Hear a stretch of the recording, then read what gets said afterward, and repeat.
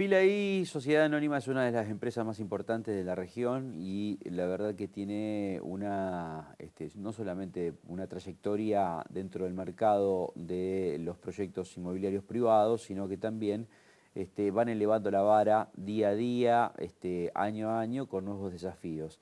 Está con nosotros Javier Vigo, parte del directorio, digamos, de PILAI. Un gusto enorme que estés Igual, conmigo, Rodrigo. Javier. Gracias.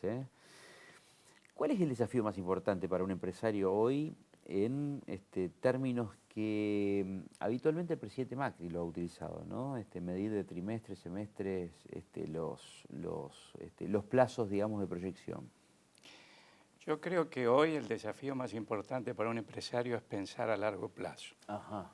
A contramano de lo que... Algo tan difícil en esta Argentina ciclotímica. Ujú.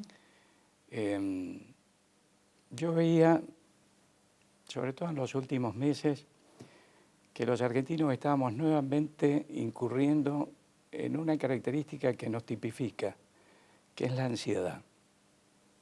Históricamente, en épocas anteriores, bueno, cada 3 o 4 meses, 3 o 4 años cambiaba el gobierno o se pedía un golpe de Estado o lo que fuera, pero nunca había paciencia para perdurar en una senda. Y así nos ha ido. Ujú. Nosotros llevamos 70 años de decadencia ininterrumpida. Y nuevamente yo veo que podemos incurrir en el mismo error, en dejarnos llevar por la ansiedad, en no tener equilibrio para medir las cosas buenas y las malas que han ocurrido en los últimos años. Yo no comparto la visión del que dice esto es un caos. No niego, por supuesto, y nuestro grupo empresario no es ajeno a las dificultades de la hora.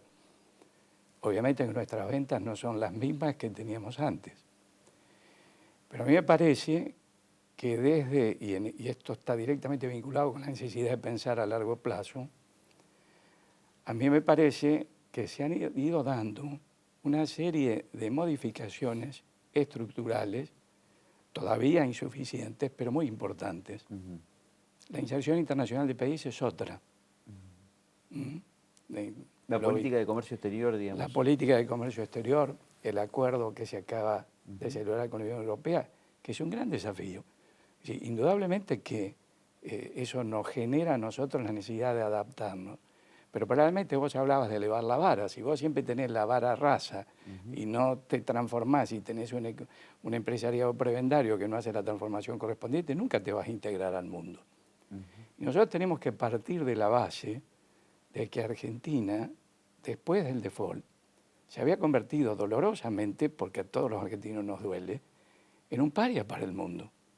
Es decir, en un país que no respeta sus obligaciones internacionales, donde su poder legislativo aplaude el default, que deberíamos haber llorado de llegar al default. Entonces, la primera pregunta que yo me hago es, bueno, ¿cómo logramos nosotros que que el mundo vuelva a creer en Argentina? Y en ese sentido, pensando a largo plazo, y acá ya no hablo tanto como presidente de PILAI, sino hablo desde el punto de vista de mi experiencia de abogado de 46 años de abogado. Lo que ha ocurrido también en los últimos años en materia de Poder Judicial ha sido muy importante. Yo no ignoro la politización de determinados jueces, Que son etc. los principios básicos, digamos, del derecho, ¿no? Que cómo se judicializa toda la política, ¿no? Exacto. Pero si uno ve la realidad latinoamericana, con el caso de Odebrecht, nosotros vemos con tristeza que en los distintos países se ha replicado un mecanismo de corrupción. No sé si viste la serie El Mecanismo. Sí. Bueno, ese fenómeno de alianza entre políticos, empresarios, jueces, etcétera, se replicó en una punta de países, por eso hay muchos presidentes o expresidentes latinoamericanos que han tenido este proceso u otros que están Sí, es un detenidos. común denominador porque justamente Odebrecht fue el castillo de naipes que, a ver, sin entrar en banderas políticas, ha determinado la institucionalidad de distintos países, desde Ecuador, Perú, Brasil sobre todo, Brasil, y toca también Argentina. Argentina. Y ese esquema, ese mecanismo, se repetía, gobernara quien gobernara. Y en ese sentido, una de las notas que no se le reconocen a Macri es lo que ha hecho en materia de obra pública. Pero no me refiero al tema de la cantidad de obras que estamos viendo ahora en los spots publicitarios. Me refiero a haberle puesto fin a un esquema de cartelización de la obra pública, donde había un grupo de 4 o 5 empresarios que compraban los pliegos y posteriormente licitaban en un precio superior al costo. Que fue en el 2005 cuando pegó el portazo a La Baña y denunció la cartelización de la Está obra bien, pública. pero eso no se cambió. ¿Qué hizo Macri? Macri hizo público todos los pliegos. Entonces hoy nadie sabe quién se va a presentar a la licitación. Ya no es posible reunirse 4 o 5. ¿Y sabes, Rodrigo, cuánto bajó el costo de la obra pública? 40%. Ese era el margen. Ese 40%. Ese era el margen de sobornos y Por eso, entonces, ese 40% son más cloacas, es decir, más agua potable, es decir, es trabajar para lo que más necesitan. Y yo, esa nota central, es decir, para un país que ha venido decayendo, me parece importantísimo, más allá de que discutamos si los cambios estructurales lo debe haber hecho antes o después. Yo creo que Argentina no estaba preparada para hacerlos antes o lo hubieran crucificado si lo hubiera hecho antes.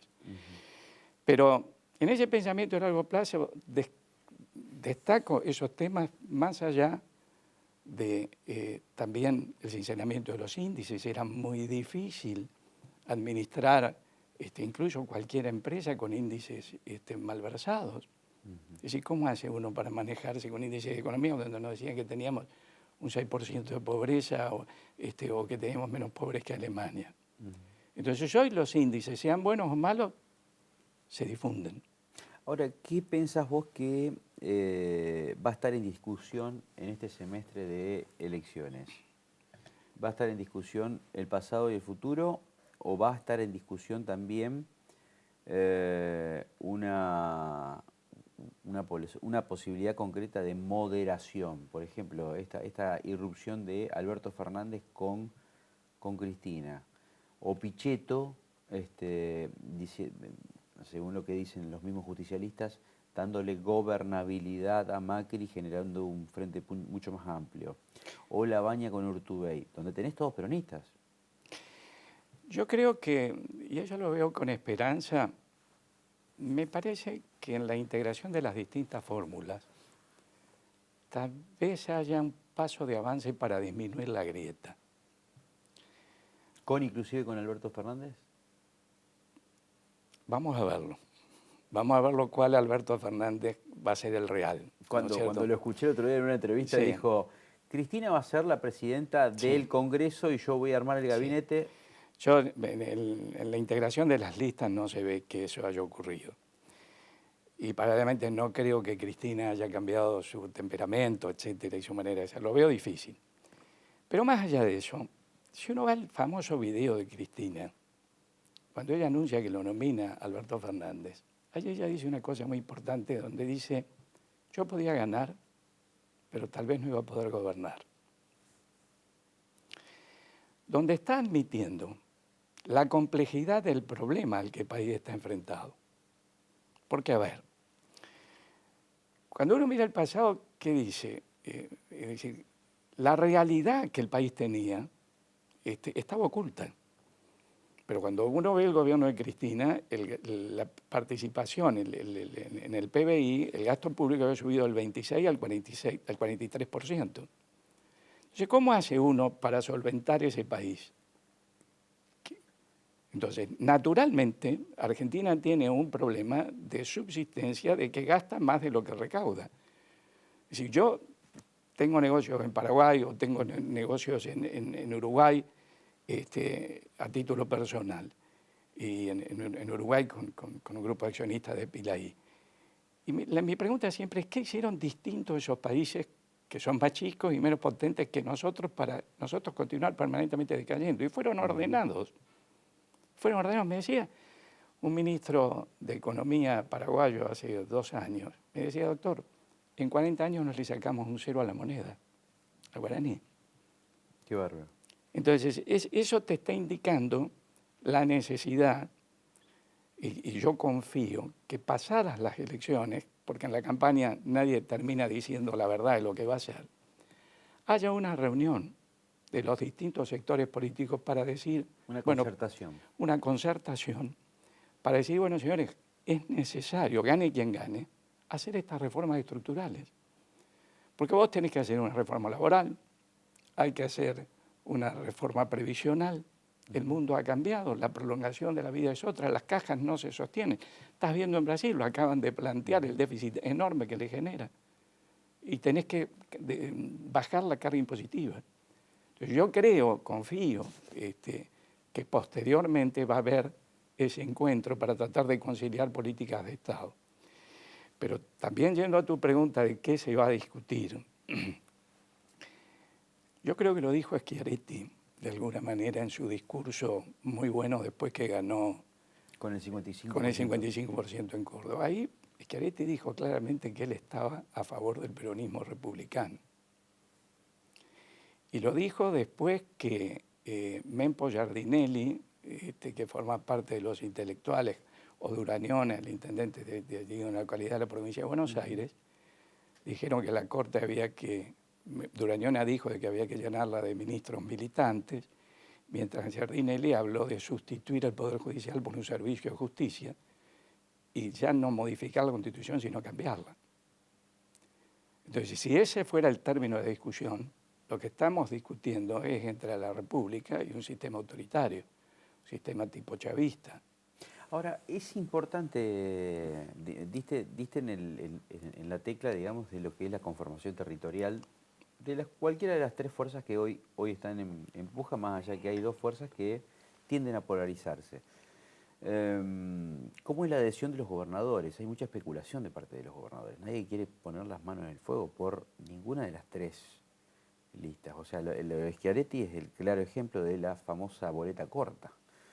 O, por ejemplo, Perotti sacándose una foto con Alberto Fernández, pero no haciendo ninguna alusión a ver si adhiero al proyecto de Cristina o no adhiero al proyecto de Cristina, más allá de que la peronización de su elección del 16 de junio tuvo muchos componentes kirchneristas. Otro tanto Bordet, o sea, y esa grieta que hay entre Bordet y Uribarri. Nadie se juega de los gobernadores, digamos, más importantes, salvo la Santísima Trinidad que está Nación, Capital Federal y Provincia de Buenos Aires. Los otros no. Es que están a la espera, porque está tan pareja aparentemente la elección que van a tener que convivir con uno con otro. Ahí lo vamos a ver en la elección después de los gabinetes, ¿no es cierto?, según quien gane.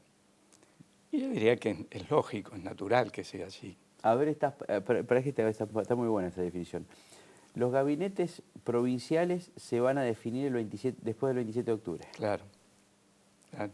De acuerdo a ese humor que haya en la Claro. sociedad con la victoria de Macri, FF o Labaña, a partir de ahí hago el análisis interno de mi gabinete. Claro. Pero por eso rescato esa frase de Cristina en el video. De alguna manera yo creo que ella se ha dado cuenta que la Argentina del 2003 no existe. ¿Pero qué significa eso, digamos? Bajar 20, o sea, retroceder 20 pasos de lo que significaba la generación de la grieta, o una cuestión de volver a ser estadista y necesito alguien moderado que realmente gobierne. O sea, ¿lo ves gobernando a Alberto Fernández realmente? Yo creo que es una gran incógnita, porque ¿cuál es el Alberto Fernández real?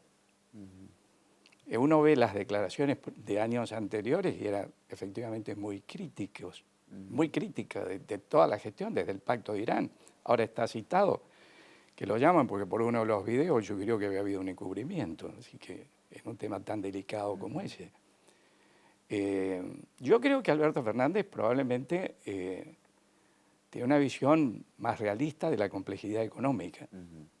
Y él sabe que tiene que integrarse al mundo, pero no, digamos, lo que debe ocurrir es decir, no plantear la realidad política que había o económica que había durante el segundo gobierno de Cristina como idílica, porque eso era una bomba de tiempo que iba a estallar.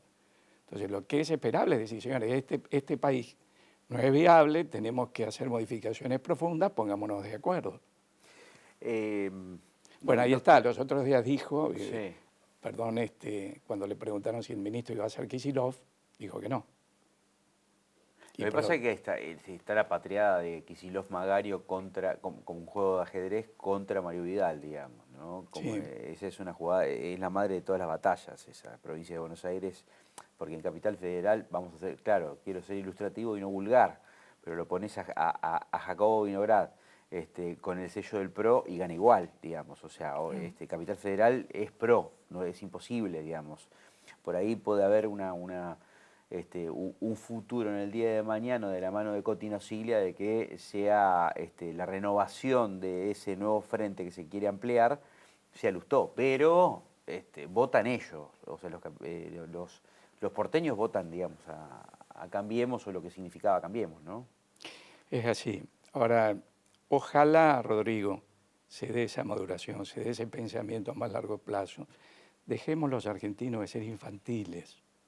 Alguna vez, yo siempre he dicho, cuando pienso en la causa central de la decadencia de nuestro país, para mi modo de ver, es nuestra incapacidad de educar en la verdad. Siempre encontramos explicaciones simplistas de lo que nos ha sucedido. Tal cual. Te quiero aprovechar en estos últimos minutos por una cuestión que es importante. O sea, ¿por qué dieron el paso ahora dieron el paso a ser parte, digamos, de la obra pública? ¿Por qué tienen una rama, por así decirlo, dentro del grupo para ser parte, digamos, de la obra pública? Porque hicieron el paso contrario a lo que va la corriente. Habitualmente todos arrancan en la obra pública y después terminan siendo desarrolladores inmobiliarios. Bueno, nosotros pensamos que la coyuntura nos potencia porque felizmente ningún directivo de Pilaí ha tenido que desfilar por los tribunales. Volvemos al caso de Odebrecht. O sea, exactamente. Nosotros siempre, por convicción, nos mantuvimos alejados de eso. En este momento, los proyectos de Pilaí siguen estando centrados fundamentalmente en el tema de la obra privada. Nos puede interesar más desde el punto de vista de Pilaí, también acá te hablo desde el punto de vista como directivo de Capitel Sociedad Anónima, que es la empresa constructora habitualmente en Santa Fe del grupo. Allí sí nos puede llegar a interesar participar con la prudencia del caso en algunos emprendimientos que puedan existir. Sí hemos contribuido con el gobierno nacional en el sentido de las obras del Parque Federal. Es decir, allí se licitaron terrenos, bueno, Pilaí hizo una inversión de compra es decir, por una permuta, tenemos que construir departamentos, eso está financiado en un 60% con créditos del Estado. Entonces también es un poco lo de la participación público-privada, ¿no es cierto? Es decir, que nos puede resultar interesante. Es un poco difícil en este contexto jugarse totalmente, porque uno no sabe cómo van a resultar las elecciones y cuál va a ser la realidad económica después. Entonces el problema de las obras a veces es, nosotros siempre empezamos las obras para terminarlas, y tratamos de construirlas con la misma calidad, ¿no es cierto?, de siempre, ¿no? En momentos de incertidumbre es un poco difícil apostar muy fuerte a lo que pueda hacer la obra pública, pero no lo descartamos, siempre estamos abiertos, pero en las épocas de crisis, Rodrigo, cuanto más creció Pilaí, fue en las épocas de crisis, porque las necesidades de la gente subsisten, siempre va a haber gente necesitando complementar la educación de los hijos con un capital, o prever una jubilación futura, o llegar a la vivienda. Lo que nosotros siempre remarcamos es que en las épocas de crisis uno debe buscar una inversión segura y de fácil control. Y el inmueble lo ha sido. Por eso, no únicamente Pilaí, muchísimas constructoras de la ciudad han trabajado muy bien en estos tiempos. Pero lo que nosotros nos interesa remarcar es que el producto que Pilaí promueve es mucho más que un mero ahorro. Digamos, porque integra... un concepto. porque integra a toda la familia. Ujú. Es decir, no es un ahorro egoísta que yo hago a un ¿Viste plazo cuando dice fijo. Mirta Legrand, el público se renueva? Pero me gustaría de una síntesis, porque ya estamos terminando. ¿Cómo fue ese comienzo, digamos? Porque ese concepto, digamos, que generaron, que generaste, me parece que es importante, digamos, ese concepto de por qué la familia, por qué el estudiante, digamos, que cumple con ciertos objetivos, tiene puntos o puntuación, digamos, sobre el futuro de un departamento. Nosotros pensamos que la responsabilidad social empresaria no es únicamente hacer una donación, sino fundamentalmente crear productos que ayuden a derrumbar barreras No filantropía, sí y que transmitan incentivo. valores. Cuando nosotros adjudicamos el 50% de los departamentos que construimos por puntos, estamos procurando transmitir valores en los cuales creemos. El esfuerzo, el estudio, el matrimonio, la adopción de hijos, la amistad. Yo le digo, los otros días me ocurría en una entrega, la mujer me decía, yo quise abandonar en un determinado momento a la madre y mi hijo me decía, mamá, sigamos esforzándonos. Entonces yo pago la cuota como padre, pero le estoy transmitiendo a mi hijo el valor de la solidaridad, el valor del ahorro, porque el producto nuestro además, Rodrigo, integra distintos sectores sociales y todos en conjunto están compartiendo esos valores. Vos pensás que Pilaí ahora en este año va a invertir más de 2.000 millones de pesos en la región centro, pero ese dinero no es nuestro, es de la gente, es de un conjunto de miles de inversores que están compartiendo esos valores. Y así nació, tal vez nació casualmente. Lo más lindo es cuán lejos puede rodar una idea. Pero nosotros siempre tratamos, y en cada uno de los productos que diseñamos, de transmitir esa manera, que es clave, porque Argentina tiene que esforzarse, y sobre todo tiene que esforzarse para crear productos de alto valor agregado desde el punto de vista industrial. Paul O'Neill hace muchos años, que era secretario de Estado norteamericano, dijo que Argentina no tenía una sola industria de punta. Y la verdad que a mí me dolió eso. Por eso alguna vez escribí que si Frondizi viviera, pondría el esfuerzo en la ciencia y la tecnología. Desarrollismo. Clave del pensamiento nacional. Gracias como siempre. Gracias, Javier, Rodrigo, por invitarme. Javier Vigo con nosotros. Gracias por habernos acompañado. Nos reencontramos el próximo domingo en Somos Rafaela, Somos Rosario y Somos Santa Fe, también para la vasta región de Entre Ríos. Creo que ha sido un interesante programa en el día de hoy con protagonistas que pueden contar lo que hacen en su mundo, en el mundo de negocios y en el mundo también de la economía social, el tercer sector, cómo se van agrupando. Esta es la economía real, digamos, de la Argentina. Gracias.